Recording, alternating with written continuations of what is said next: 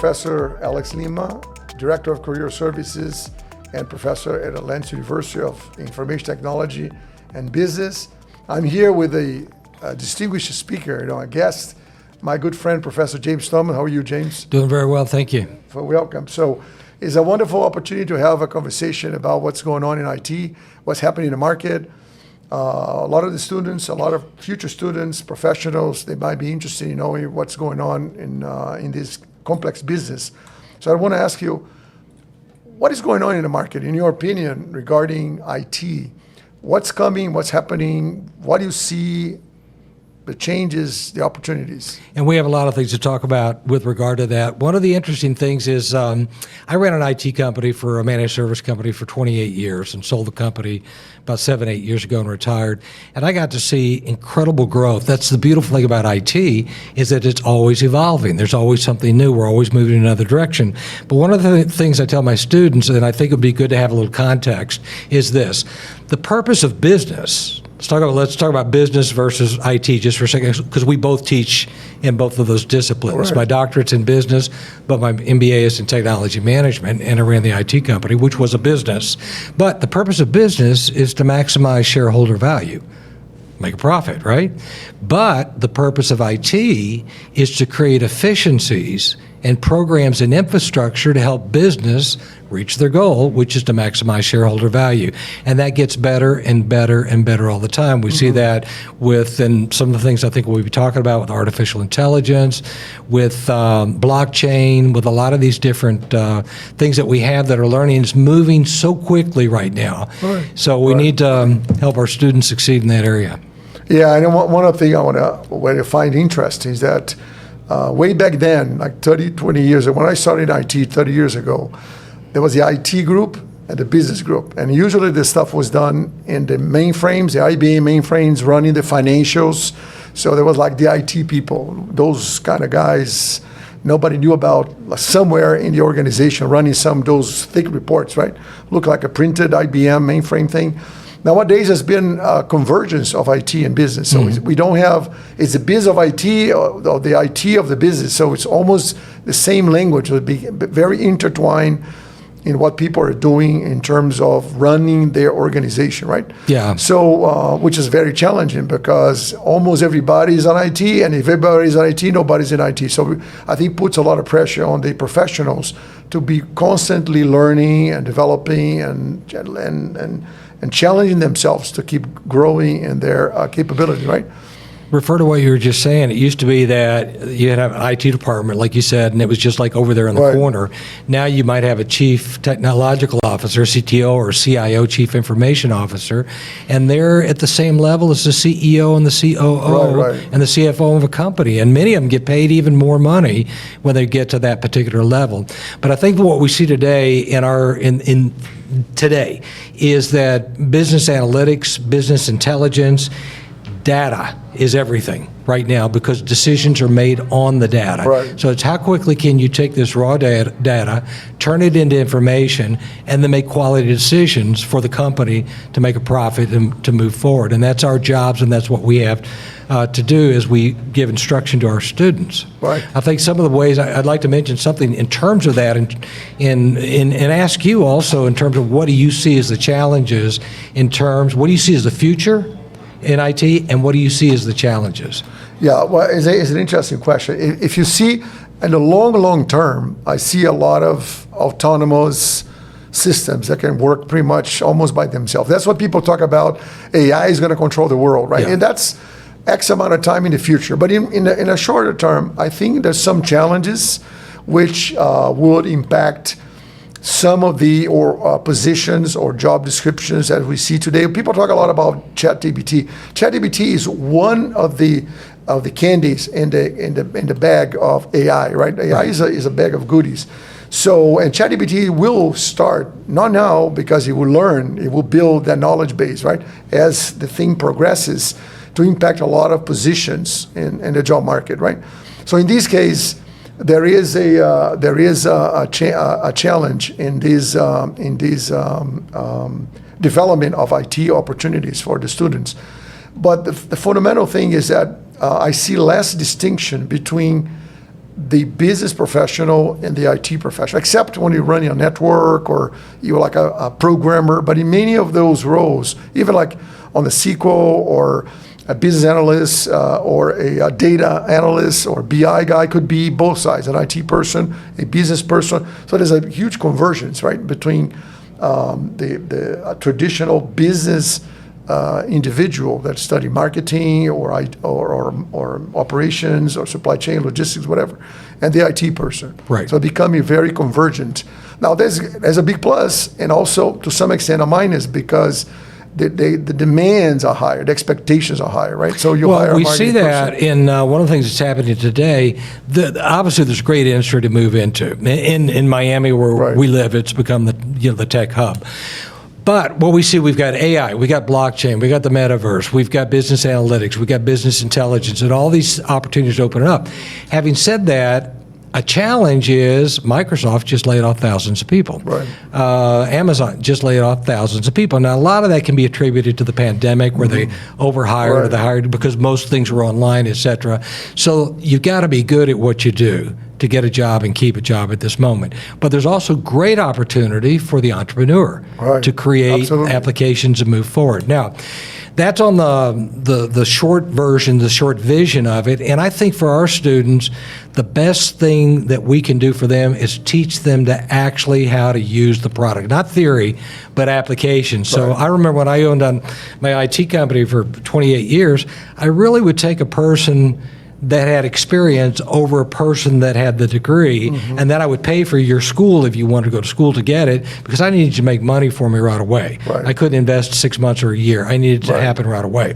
Now, you will not move into management at most of these places unless you've got a master's degree. That's just the truth of the matter. Right. Having said that, the more certificates that our students can earn with CompTIA, with AWS, with these types of things, that has great value because it shows that you have shown the competency of these particular skills, and it's not just a concept, not just a theory, but you can apply it. That's on the short term, and just prepare those students for the best that they can be. Now, on the big picture, go back just for a moment with what you're talking about, the future and the challenge.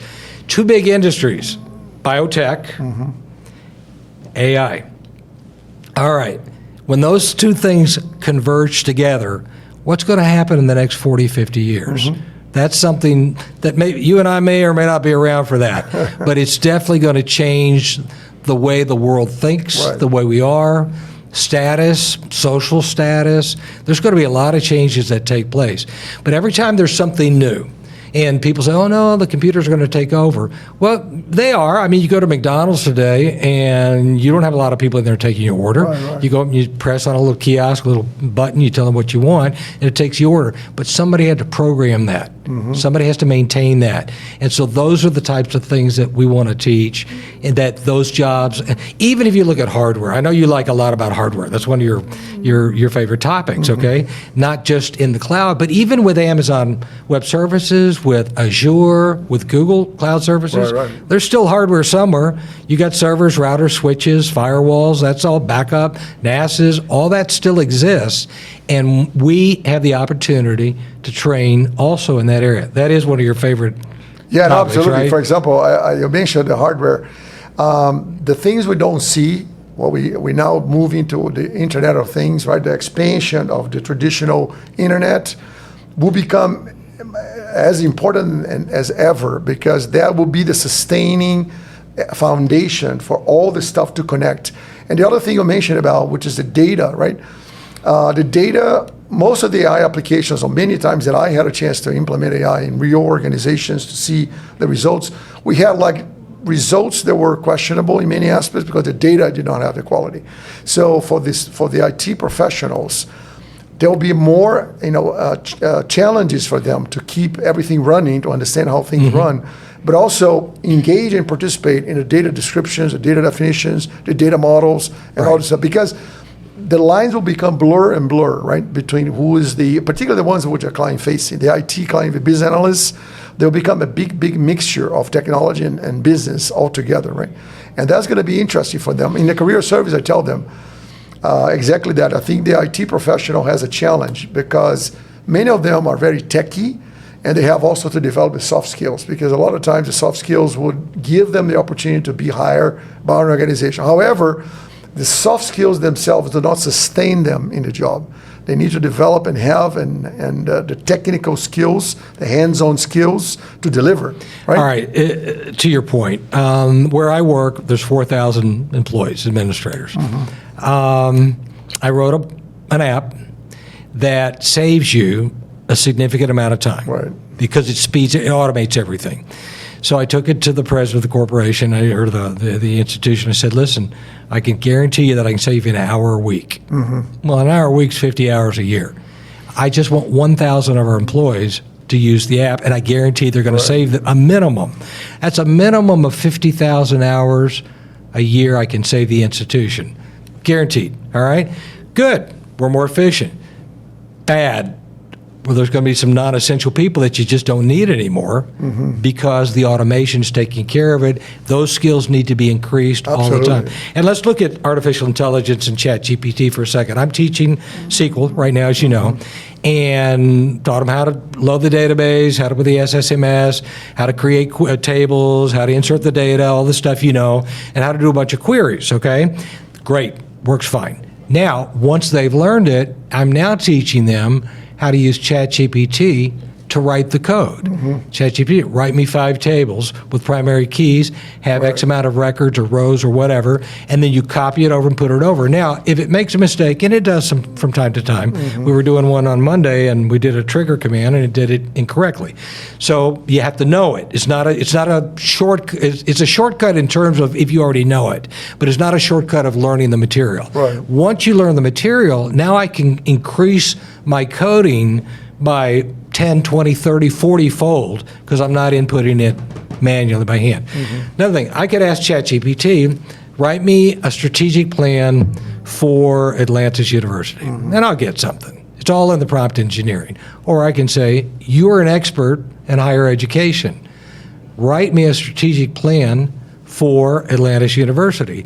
Base it on recruitment, retention, completion, employment, and structure it like this: mission, vision, SWOT analysis, goals, milestones, resource allocation, execution plan, and metrics. Now, my second answer is going to be way different than the first one, and it's all in the prompt engineering, knowing how. But what's the downside? There were some engineers working for the government on a top secret project, and they're asking questions about it in ChatGPT. Right. What happened? That now became a part of the body of information, and that secret is out now.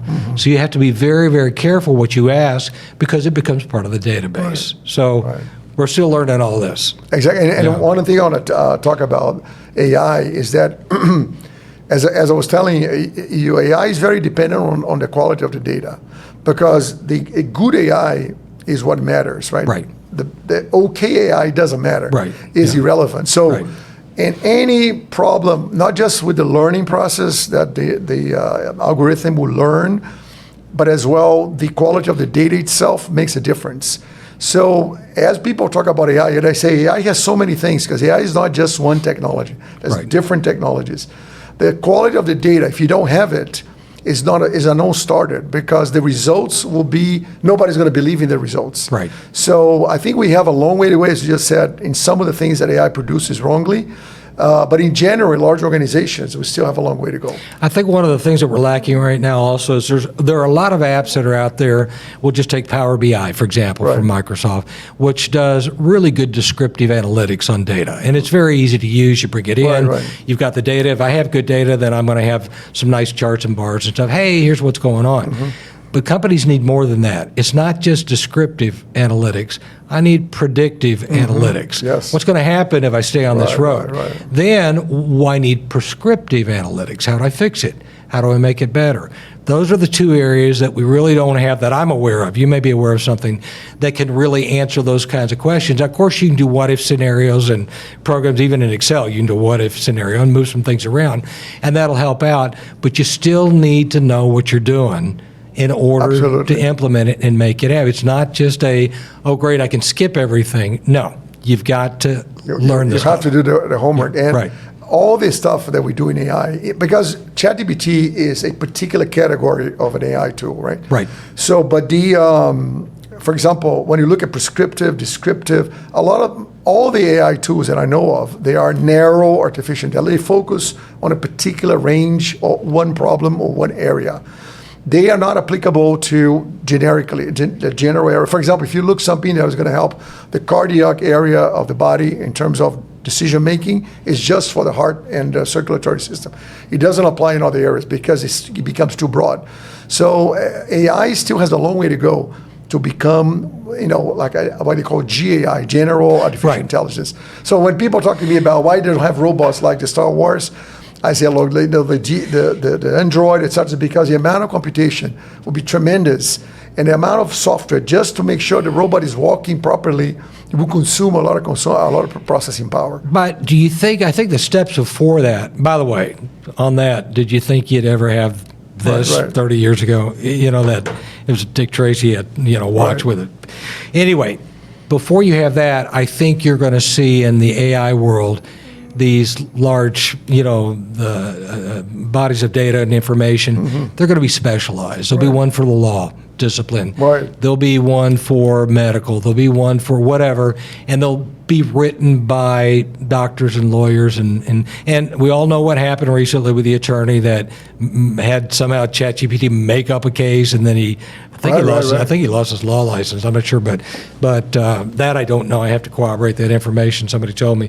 But basically, if it's controlled, like LexisNexis or one of those have control and they manage it well, then they can sell a subscription to attorneys to go there and help them get the cases that they need. And if you have the medical one, doctors may be able to go to it and ask it a question that's very much... The great thing about it is it's like a natural language search engine. In other words, when you go to Google and you do a Google search, I've got all these top things. Let's skip the apps, okay, the ones that are paid. Let's go down, and I got all these things, but I don't really know what's on the inside. I got to go look. This is just the next step. It tells me what's written on the inside, and like you said, you can even there's ones that are out there, you can throw in an article and say, give me a quick review of what this article's about. You know what I'm saying? I want to ask you a question, all right, because we're kind of in that world. Where security is a huge issue. Yes, absolutely, did you hear the news this week earlier that somebody had sent a ransom? And it wasn't really ransom. It was a girl calling her mother, hey, I'm here on summer vacation, and I've been, sequestered, and I need help. It wasn't her. They did a voice sampling of her from somewhere, and she was fine. And the guy got arrested. That's more and more of the type of things we're going to have. So we have a security issue, okay, and everything's in the cloud. So I'm going to bring those two together. I want to talk about blockchain just for a second, because it's big. So blockchain, we all know, an immutable peer-to-peer transaction. Did we go back to the 80s? What happened? That's what we used to do back then, but right? The idea is not bad, right? Because you have this peer-to-peer, which you can only add the piece of code that we call blocks, right? And they keep adding. So for some things are very transactional, but it also have some... Supply chain management. For example, I think FedEx is using it, maybe UPS. Exactly. Contracts for healthcare or anything that has rules applied, but at the same time, very transactional. Blockchain can be a great thing. Thinkorswim, the platform for TD Ameritrade, blockchain. Why don't we use it in credit cards? It's not fast enough yet. Yes. We have too many transactions per second that occur, and it's just, I've got a buddy who works on a team out of Germany, and basically they write, it's all done in RAM. And then it's later passed off to a hard drive someplace. But the speed is just not there yet. Yes. But it'll get there. That's a fundamental problem. But I just going to backtrack a little bit when we talk about security. And for our students and future students or people in the audience, cybersecurity is a great place to be, right? It has grown so much. And I've been to the last conferences of RSA in San Francisco, and I saw so much there. That was amazing, the amount of booth and technologies from the hardware, from the CPU level, all the way up to the cloud, the platform. Companies that run security on the cloud, companies that do on AI, on robots, you name it, it's there. And without security, and there's always a catch-22, right? People are getting worse. The guys are getting more evil, and then we try to catch up and vice versa. So for the students and professionals, I think cybersecurity is a great place to be. You know, It's super technical. on that, a few months ago, I had an event where I work, and I brought in presidents of banks, okay? And it was a job hiring thing, something that you're very familiar with. And they were asking questions, and asked the question, what do you spend the most money on? You know what the answer was? Cybersecurity. Every single one of them, without a doubt. That's the number one thing they spend money on, because they got to shore that up, because if somebody comes and steals something, it's not like it's a piece of property. You can go and look at it and get it, and there's a title and figure it out. It's gone, you know. No, so you're right. Exactly. And the IoT world would only happen with wireless, because you can't cable all these devices globally. When people talk about 30, 50, 100 billion devices connected, so wireless by design is less secure than a wired network. So in that case, cybersecurity will become, the more links you put into the chain, there's more links to break, or there are more links to invade. So, but let me ask you a question, because I heard something, and you might be able to do it. Look, I can turn my stove on, okay? Well, the oven. Well, let me turn the stove on, or I might burn something. I can turn the oven on. I can I can turn the lights on in my house. Okay. Security, everything from right here.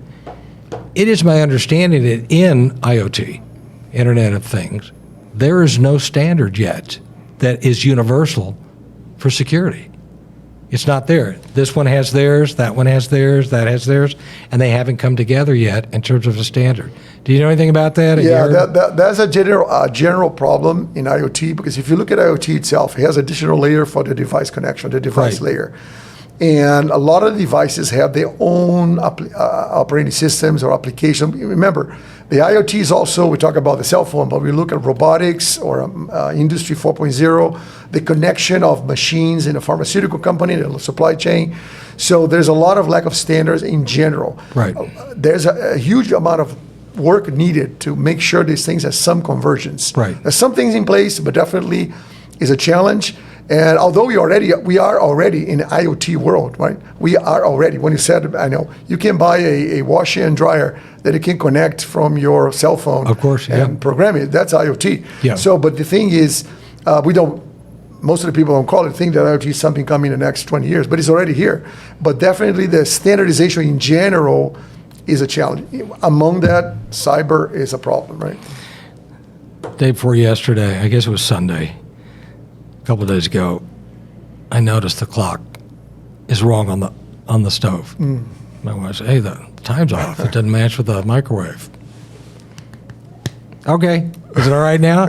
Not the old, hit it with a button, and I know that's a simple example, but everything is done. Yeah, but a couple years ago, I was involved in this smart house, right? Yeah. And everything convergent, everything being connected, the stove, the microwave, the refrigerator, the air conditioning, etc. And I said, one of these things break down, when the central control system breaks down, who's going to fix it? Because sometimes it's a pain just to call the guy who I call to fix the thing, because it becomes so complex, right? Right. That who the heck, and then one guy comes and say, "Oh, it's on me." Is the other guy? Is the other guy? So there are some practical things. I still remember the old times of the VCRs when the manuals became too complex, right? And people just used the basics, right? And eventually said, well, the micro, you need a PhD to just decipher the VCR manual, right? Because so many screens and buttons. So to some extent, I think there is a desire from people to go back to the basics. And I think that may also be an opportunity for some of our students that are entrepreneurs to think about it. When I had my IT company, we had evolved into a managed service company. Right. If you plugged it in, we took care of it. Didn't matter what it was. Your photocopy, your printers, computers, servers, we did, and we had private cloud, and so basically we took care of it. So what would happen is you just call us. Then we would deal with the vendors, we would deal with the people, and we have to contract people. We don't know how to do everything, but we'd contract specialists, go in, and we would be that middleman so that end user didn't have to worry about it. You know what I'm saying? They pay a price for it, but for many it's worth it, and you can create an industry in that. You can create opportunity. In fact, in the IT world, if you're good at something, you can make yourself an opportunity to start a business. Absolutely, and you made a good point that the platform-based is the way that things are growing, right? Right. A platform business, which the platform integrates a X amount of services that provide you, end user, the kind of a black box that you just use it, right? You don't care about what's behind it. That's the only way to go, because you cannot increase complexity, leaving people with those, APIs, or just lose points to integrate. And when you get the sense. APIs, you get back to security. That's where your security breaks You're down. back to the same point that you just talked about. But you have to remember one thing. If you're going to go be an entrepreneur, and if we have a student that's listening and says, I'm thinking about, I just want to go back to the very basics for a moment. If you're going to go into business, you need 3 things, minimum, okay? Got to have a product or service, okay? Has legitimacy, okay? You've got to have some kind of sales or marketing. Somebody's going to sell it. You can have the best thing on the planet, and if nobody knows about it, then you're just going to be sitting all by yourself. And the third one is you got to have some kind of admin help. Who's paying the bills? Who's receiving the money? You got to have that. So those are the 3 areas. If you're good at one of them, get a couple of partners. If you're good at 2 of them, get one partner or outsource it to somebody you trust. If you could do all 3, good for you. You know what I'm saying? And move forward. But the thing is, never forget that in business, you've got to have those 3 elements: a product or service, administrative support of some type, and then also you've got to have some type of marketing or sales to make sure that the public knows what you're promoting. Yeah, and those are good points, because in our seminars and career services, when we prepare the students for interviews and prepare them for the job market, it's interesting how those things play out, because we discussed a little bit before about the soft skills, communication skills, body language, be confident in an interview, etc., and also the technical aspects, right? And I tell the students, particularly, like, IT is a fundamentally, in general, except if you go to some areas, is a deep technical areas, like medicine, like other areas that you need to go deeper into whatever you're doing, right? So you always need to keep that knowledge fresh on you, right? That you cannot lose it. When you become a business person, start your company, I tell people, you can always be a manager. But once you have the technical, stuff with you, you never lose it if you keep it, because the manager may not come to you or with you or for you or whatever. But the technical is fundamental. So being a good student, and keep it up. Being a good student, and I tell people, actually, it's a good point. The career service say, when you graduate, you continue to study. You need to study. IT is an area that you need to study. It's not just go to the job and learn like casually. When you do all the things, you can learn how to negotiate, or practice will give you. Yes, there's an element of practice, but you need to continue. I tell my students, listen, if you really want to go into this field, like in the sequel that I'm teaching right now, if you really want to do this, look, consider cut out TV, cut out your gaming. Unless you're going to go into the gaming programming, cut it out and let your game be learning more SQL and so it becomes second nature to you, because that's the only way. Look, the diploma will get you the interview, but if you don't know how to do the stuff, you won't keep the job. Well, a good point, a case in point, SQL, the structured query language. You may have the greatest database in the planet. If you can't extract the stuff that you need, it's pretty much useless. Right. So, and not just structure, but if you're running a query for a complex job that needs to run fast, the ability to do that query in an optimized fashion in a code that runs without a problem and fast, and it makes a big difference, because every second will count. And then you have to learn how to do it, right? You need to do it. You need to practice. So people say, it's just SQL. No, it is SQL. It's one of the fundamental tools that allows you to extract stuff from the database, right? Right. That's without that data, and then nothing else happens, right? It doesn't matter. Let me go back to soft skills just for a second, all right? There's a stereotype that IT people are awkward with people, or there's a stereotype that IT people kind of like got a chip on their shoulder because they know more than you do. And that's more than a stereotype. What I've seen, not everybody, but I see IT people when they come in, especially young people that come in and says, I know this, or, and you feel like, oh, can you help me with this problem? And they walk in and you can sense this thing that comes off like, were you born stupid, or is that something you had to work at all your life? They don't say that, but there's that. Be humble. Yes. Be humble. Absolutely. We're there to serve. Be humble. I recall that when I used to train my staff, when you go to somebody and they ask you something, to us is really, there's no stupid questions, but it was like, really? We never did that. I taught my techs to say, I used to have the same problem. Let me show you how I fixed it. Right. Whether you have the problem or not. And the reason is, if you are in IT and you're dealing with the end user and you do not have a rapport, this is a business principle, that will eventually trickle up to the person that pays the bills. And if you have a problem with too many people, it trickles up, you'll be out of a job or they won't be your client anymore. Right. That's what ended up happening. I had a really large car dealership. I'm not going to say the name, but everybody would know the name. And some new ownership came in and they were with us for a while and they said, I think we can do better on price or whatever. And so they let us go. They didn't renew the contract, okay?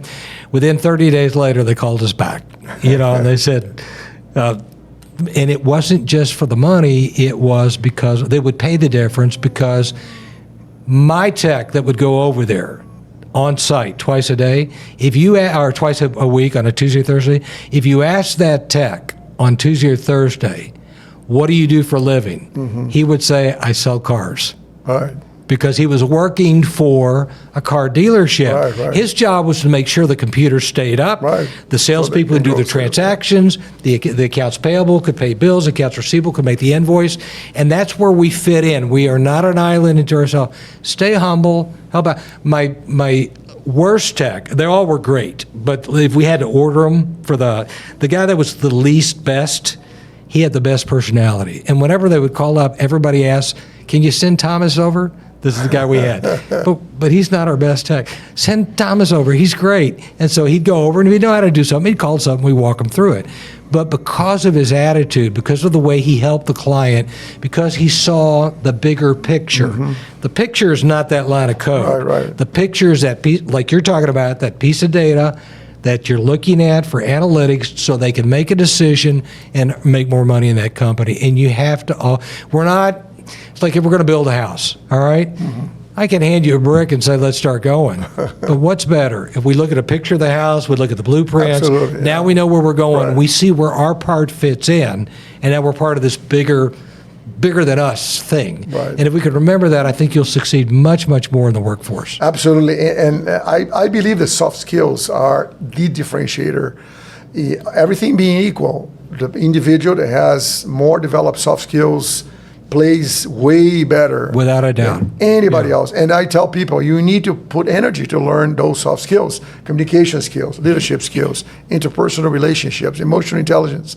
Without them, you become complicated or difficult to engage with people, and you have to work with people. Very, very few cases you work alone or only in a very specific conditions. Now, one thing I'll tell you when you mentioned that IT people has this stereotype, I would branch out to pretty much every area that has a deep dive technology or technological, scientific, for example, in the medical field or law or engineering or physics. There's a tendency that we may become too, arrogant with the things we know.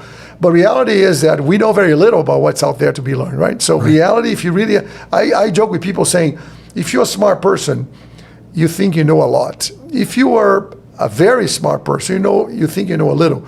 If you're a brilliant individual, you don't know anything. Right. So you know that you don't know anything because there's so much that we don't know, right? And that makes a big difference. I have lived in organizations, the IT people there is very arrogant. Everybody hates him. And in fact, he ended up not staying in the job very long because it builds against him or her.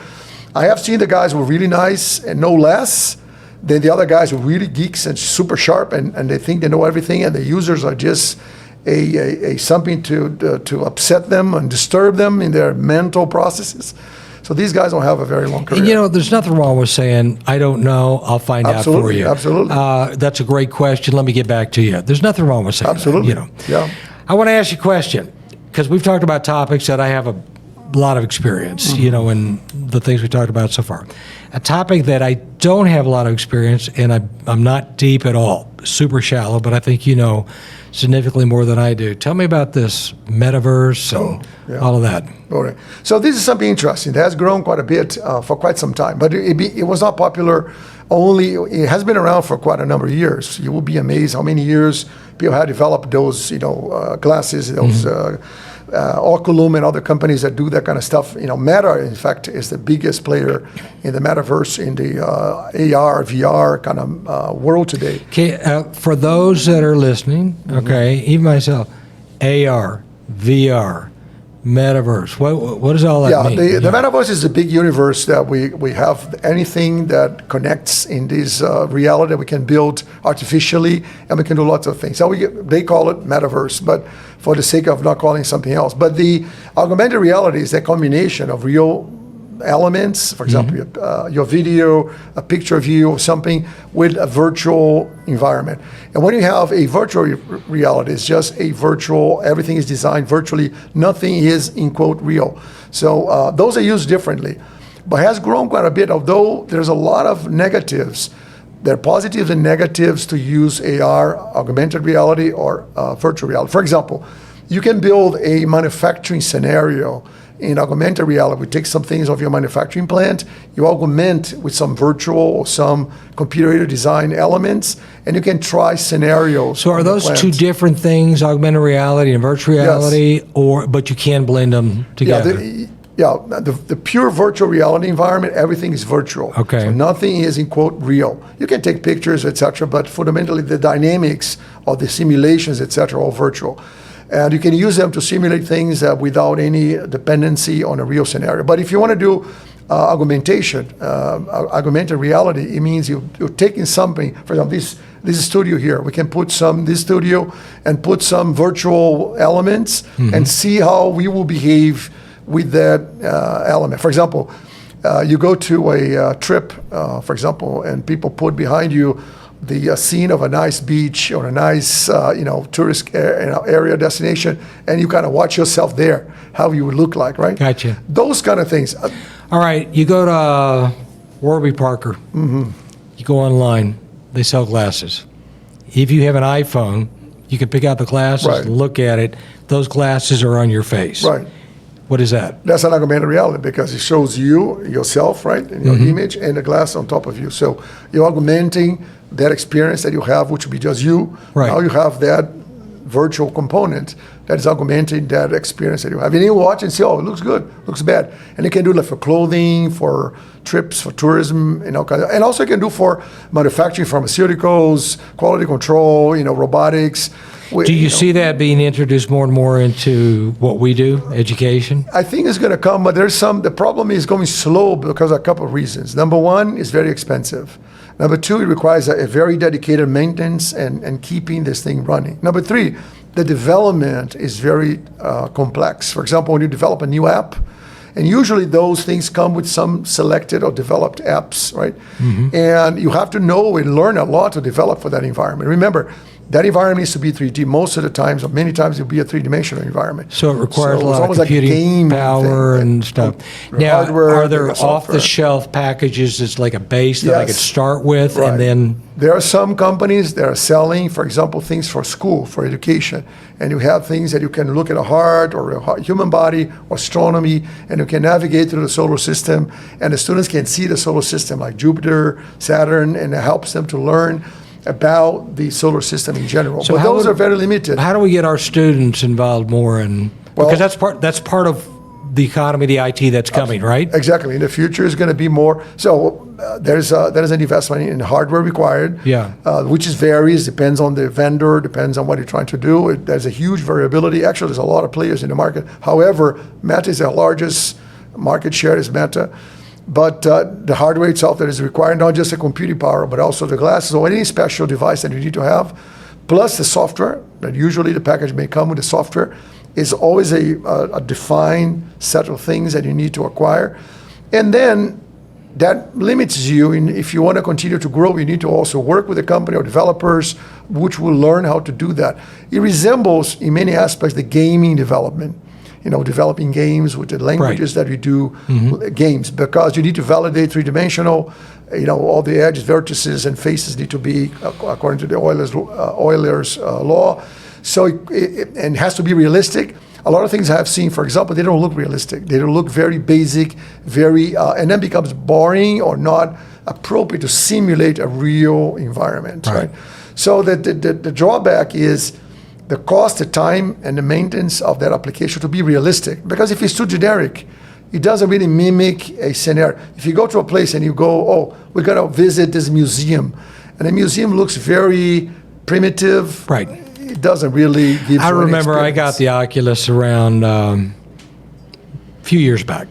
Let's call it 4 years. Right. 5 years. Got it, bought it, put it on, went to the museum, took them off, and gave them away to my son-in-law. It didn't, for me, at that moment. You know, a couple years ago, I remember a couple years ago, there was a platform called Avatar. And Avatar was this platform of three-dimensional that people create an avatar and you log in and you experience, and people thought it would be the next platform for doing business. Some people were putting brands and sales, etc., because everybody will go to that platform. I created an avatar and I went there. And number one, there was a lot of people, very boring people, bugging other people because the avatars, we interact. Yeah. So they were like bad avatars, people that were really a painful individual, a painful avatar that will come to you and tell you bad things. And also the refreshing was very slow, which means the scenarios and the actions were very poor. Right. So it didn't really work. Now we talk about metaverse, but this thing has been around, the idea has been around for a long time, but it didn't come It's a whole new before. world, it's on its way. Some people, in the metaverse, they say, oh, the metaverse will be addictive because we can go out of the reality, go to the movie, The Matrix, right? Go out of the reality and go to this universe that we can do whatever we want without having the consequences of the real, physical interaction. However, people, they'll be addictive, will change our personalities, our ways of thinking, maybe. But reality is it can be very good, for example, to train you on surgeries or train you on quality control or build a digital twin, which means you have a turbine or a complex engine. You can build a whole engine virtually and see changes and see how it works and change some of the parts and see how the parts would damage or will create an impact on the airflow or the gas flow, whatever. The human body or solar, space trips. There's a lot of benefits, right? Right. So I think, as anything, depends on human nature. So how are we going to move this thing is to be seen, right? Yeah. Let me ask you one more question here. I don't know how we're doing on time, but I got one more question I want to ask you. Because you work helping students find jobs. Right. Okay. A student comes to you and says, before I say that, I'm writing a book. I'm almost finished with it. It's called Make the Right Choice. And it's for young people to figure out what they're supposed to do in life. And it's got two parts to it. And the first part has to do with what do you like? What do you want to be? And how to get educated in that, how to figure that out. Right. And the second part is developing your non-negotiable values, which, okay, I want to do this, but I'm not going to cross this line. I call this the water, what you like to do, and I call this the hose, your values, non-negotiable, and now you run it through. So the question is that I want to ask you, and a student comes to you, and the student says, I equally like database, coding, artificial intelligence, and cloud. Equally love them all, and I'm as equally good in all. What do I do? Well, I usually tell the people, I think you answered the question, right? In terms of, because you just mentioned the technology aspects, right? I think usually the students, and that happens many times, they say, I am an IT person and I like everything. And I said, look, when you get the first job, you need to be more focused on a particular area. Because if you consider IT as an ocean, it's not going to work properly. You need to consider it as a lake, as a river, as a smaller body of water. Because if you go all over the place, people are not going to see you as a strong candidate, right, for a particular job. You may like cloud, you may like things, and remember, those things work together. They work more and more together by design.